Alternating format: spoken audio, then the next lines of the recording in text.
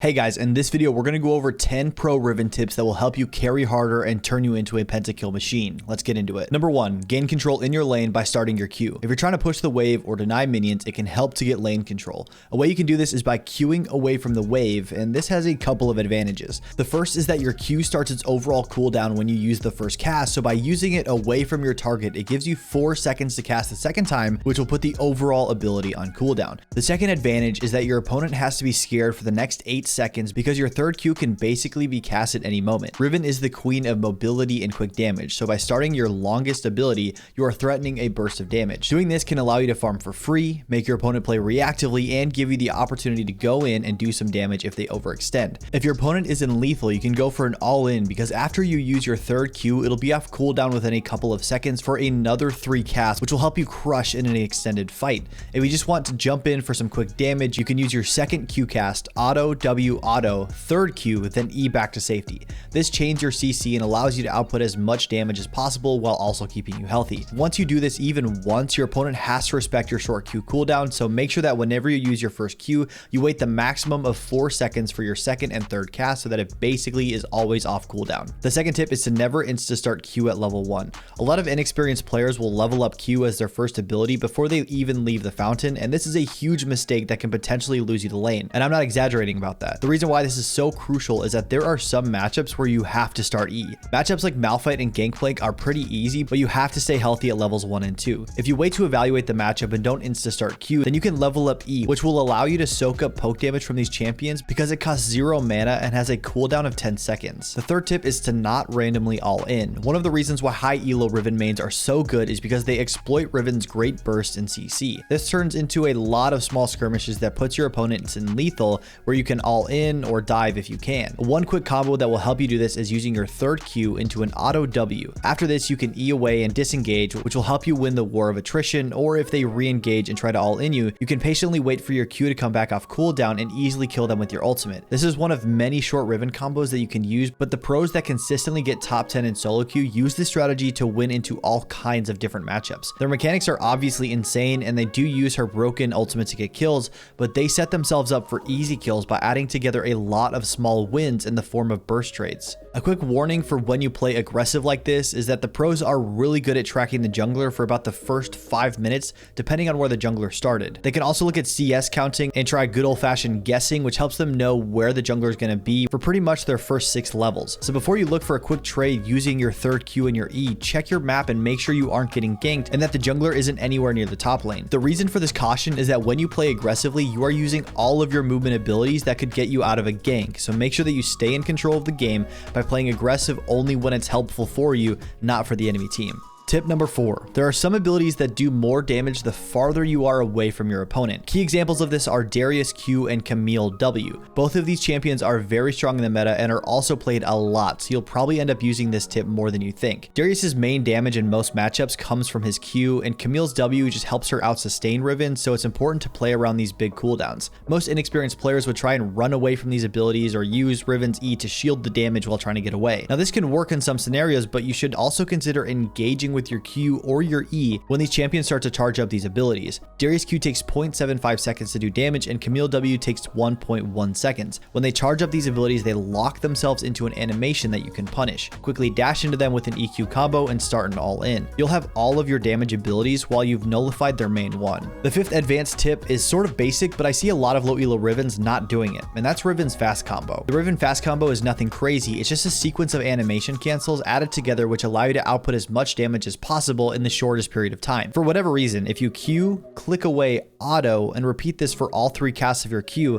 you will output your damage faster. I have some friends that even bind their attack move click to their mouse button so that they can pull off this combo even quicker. In order for this trick to be useful, you'll want to get it down to muscle memory so that whenever you're in a tight situation, you can do this without even thinking. So make sure you hammer this out in the practice tool. Hey guys, the sponsor of today's video is me. If you enjoy these tips and want more, then consider checking out my course, The Ticket to Diamond Blueprint. It will help you massively improve your game and get the rank you deserve. The new season is the perfect time to lock in and and improve at this game so that you can climb higher than all of your friends. Along with the course, you also get access to the private Discord where you can join an exclusive community that is dedicated to climbing and ranked and helping others improve. Don't miss out, the link is in the description below. Okay, tip number 6 might seem a little blasphemous for some diehard Riven mains, but a pro tip for piloting this carry champ is building more defensive items which allow for more survivability.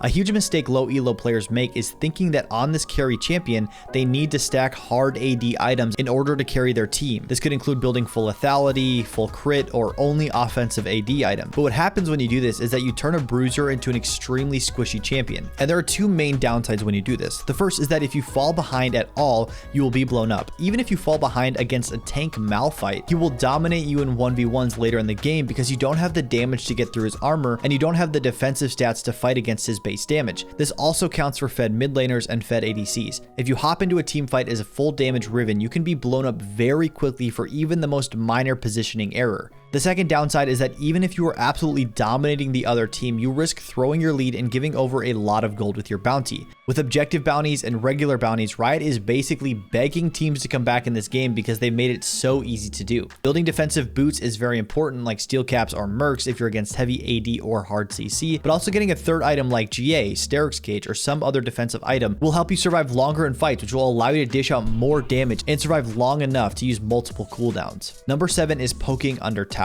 Because of Riven's burst damage and shield, she can easily do damage to her opponent when they're stuck under tower trying to farm the ranged creeps. You do need to be careful of the jungler when you do this, so make sure you know where they are when you pull this off. Also, this only really works against melee champs, because if it's against ranged champs, then you're basically going to be right under the tower. And final warning before I show you the combo to use this, don't do this against champs with hard CC like Malphite or Shen. You're just inting at that point. Okay, so when an opponent is going for a ranged minion, you can Q, W, auto, gore drinker, then E out to soak the tower shot. Your opponent should be so focused on farming that they won't even be able to react, and once you dish out your damage and disengage, they probably won't go in for a trade unless they're diamond or higher. This is because low elo players don't quite understand how to play around cooldowns yet, so they don't realize that if they go for a trade, you'll have nothing to attack with except auto attacks. So take advantage of that learning barrier and execute a lot of short trades so you can get some easy kills when they get low. Especially with teleport getting nerfed until 14 minutes into the game, taking ignite in lane is becoming even more viable, so pushing the wave to get control and then looking for kills under tower is a great strat to get a big lead. Number 8, chain your CC in close fights. Riven might be one of the best champs at turning fights in the game. In close 1v1s, Riven can outplay her opponents by chaining her CC together to get off some insane burst damage while not taking any herself. There have been times where I'm at 100 HP and my opponent is at 500 HP, but because I have my cooldowns up, I'm able to use my W, third Q, E, and even my gore drinker to CC my target, soak damage, and win a close fight. If you're put into a close situation where you think you might die, do your best to survive as long as possible, but run to your tower, run between bushes, and wait for your abilities to come off cooldown so you can turn the fight and burst down your opponent. Riven sucks at fighting without her abilities, so just kite your opponent off the face of the planet and make them rage quit. If you learn nothing else from this video, know that Riven's most important mechanic is managing cooldowns. It takes time to learn and master, but once you get that down, you'll be very dangerous to play against. Number 9 is roaming effectively. With the teleport nerf, roaming from the top lane is harder than it was. This opens up other gameplay opportunities like taking ignite to try and win lane, but TP might still be important to get back to lane early in the game and to flank into fights later on. As League of Legends has matured, it's no longer win lane win game,